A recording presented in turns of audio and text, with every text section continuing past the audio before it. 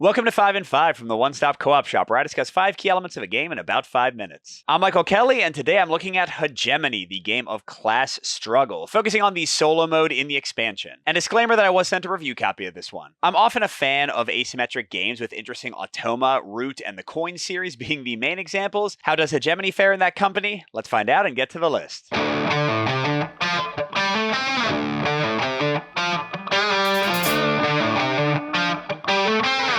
So for my number 5, I'm focused on the elections and voting cycle in the game, and this is a bit of a mix for my taste, although it leans pro. The actual interplay of these different policies and how they affect the factions in varied ways, it's not always obvious which one is best for you, is really cool. And there is a lot of interesting control and blocking in calling for votes, because even if you don't care as much about a vote, by you calling for it one way, you prevent any other player from calling for the same issue. But on the potentially negative side, the randomness of drawing tokens from the bag to decide these votes, which can be hugely impactful for the players, is going to frustrate some people. Now, they do balance that out by removing cubes for the winner, so you're more likely to win the next vote. But I've definitely seen games where things just came out in a really improbable way and drastically changed the fortunes of some of the factions in the game. My number 4 point is focused on the faction variety, and this is a pro for my taste with a caveat. So one of the big selling points of Hegemony is the asymmetry of the factions, and it's really great. Like, the working class is doing things that are very different from the capitalist class.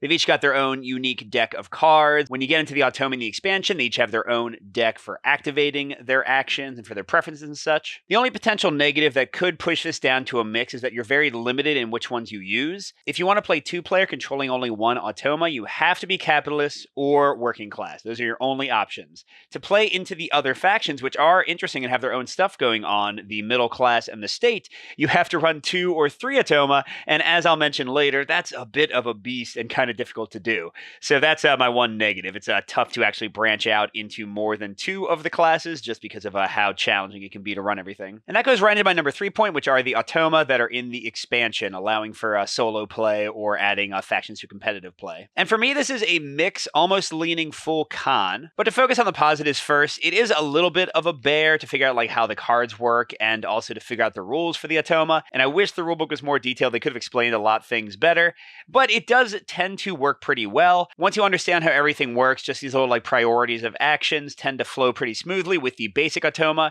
And I do like that they included a basic and an advanced option for the Automa for each faction. It does give you a lot of flexibility, like having some factions be more complicated to run and others easier. But the big thing is that the Automa is still just kind of generally dumb. I've seen this a lot posted online, and it's also been my experience that they tend to be a little bit weak, and they might need like a house rule or some way to kind of boost them up, and currently the game doesn't offer that. You would think that might be fixed by the advanced Automa being more intelligent in how it picks its actions, but here's the thing. First of all, running the advanced Automa is such a bear. It's not fun. It does get a lot faster. Like, once I was playing my second game, it was flowing pretty smoothly, but you have to check like 4 different things every single turn before they take one action, and this is a game of like micro actions, so you don't want it to take that long. But even though they're picking their actions more intelligently, they are using the special bonuses that the Automa cards give less frequently. So in a totally weird way, I've found that the advanced Automa is actually scored lower on average for me than the basic Automa.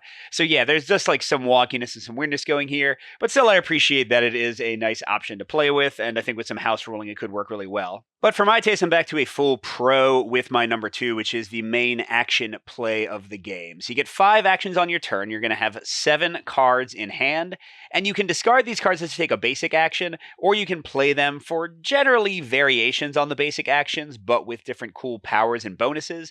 And all this is really interesting because it's going to change up what you do game to game, the options available to you, and the actions themselves are so challenging and tense. Like, do you want to spend time taking care of your class more? Do you want to call votes to change like the overall picture of how much things cost and how much other players are benefiting? As the capitalist, do you want to sell your goods to the foreign market? Do you want to construct more buildings to build up more voting potential? It is always challenging. I have not found like a script for any of the factions. I find that I'm never have enough actions to do all the stuff I want to do. I think it's great and consistently compelling. Then my number 1 point for my taste is a full-on pro and a big one, and it's kind of a unique thing. And to be clear, I am not an economics professor or anything. I don't know if the game is actually realistic for its economy.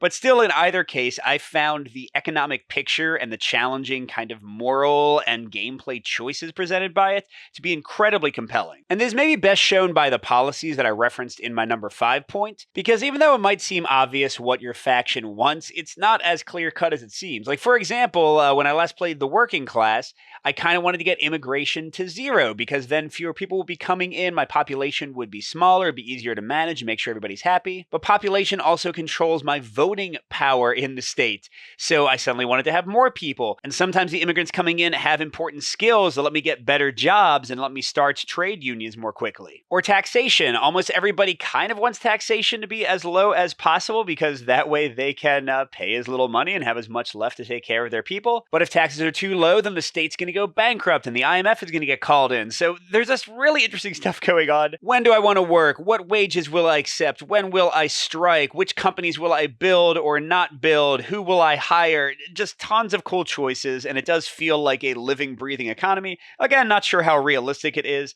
but I just found my brain kind of working with thoughts about the game for long after I was playing. Overall, I can recommend Hegemony if you're looking for a really interesting economic game, if you like complex economics with very tough choices of where to go and kind of interlocking systems. And I can especially recommend this if your main gaming groups are 2 to 3 players who don't mind learning some crunchier systems and asymmetric factions. But on the other hand, I wouldn't say this is a strong solo recommend with the expansion unless you don't mind running sometimes complicated Automa, and unless you don't mind house rolling, because I do think they're not quite strong enough with the base rules as is to provide enough of a consistent challenge. Thanks for watching, everybody. Good gaming, and I'll see you at the next stop.